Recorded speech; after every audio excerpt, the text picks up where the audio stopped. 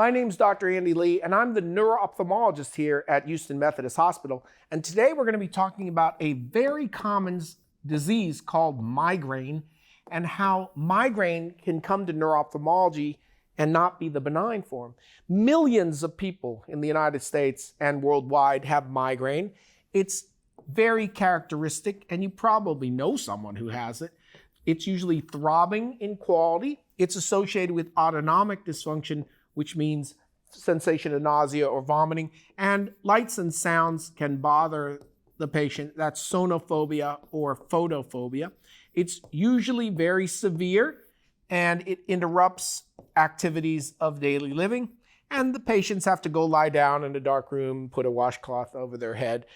And those are pretty much the diagnostic criteria of migraine headache, for which you have to have multiple episodes, 6, over a chronic duration of time. So pulsatile, nausea, vomiting, sonophobia, photophobia, disrupts activity of daily living.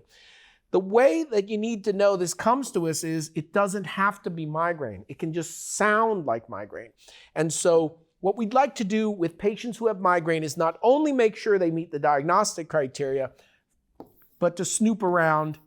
And by snoop around, I mean look for these other features that would suggest this isn't migraine and maybe it's something else causing a headache and looking like migraine. So the first thing we want to snoop around for is systemic disease. The systemic things that we're looking for are high blood pressure, hypertension. So we always want to measure the blood pressure in patients who have bad headache. Immunocompromised patients like HIV, AIDS, or they have some problem with their kidney or their heart or their lungs. Systemic disorder patients sometimes get what seems like migraine, but it's not. Of course, we're going to be looking for neurologic symptoms and signs. Other than the headache, that's going to be ringing in the ears. That's going to be focal deficits, weakness, numbness, tingling, double vision, which don't usually occur in migraine alone. We're going to be looking at the onset, both of the headache, but onset in age. And so the onset of age means if it's a kid, say less than 5 to 10, or if they're older, that's a big red flag that you should be thinking about something other than migraine, because most migraine patients present when they're young adults to middle-aged and not when they're 65 years old. And the other way we're going to be looking at the onset is how fast did this come on? So if it's abrupt and acute and severe, like the worst headache of my life, you really should be considering that to be a red flag for it being not migraine, but a neuro-ophthalmic cause. And then the P's are what brings it on? That's the precipitating event. So if the headache is brought on by laughing or coughing or sneezing, that actually suggests that it's increased intracranial pressure. We probably would image laugh, cough, exercise, or sexual intercourse-induced headache. You're going to be making sure the patient isn't pregnant or postpartum. That is a big red flag that something related to the pregnancy or the delivery is causing the headache.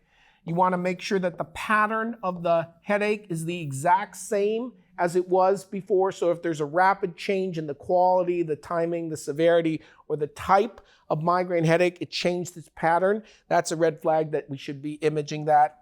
And we're going to be looking in the back of the eye for papilledema, which is the eye nerve finding, optic disc edema, for increased intracranial pressure that would suggest it's not migraine. So for migraine headache, you need to use the criteria.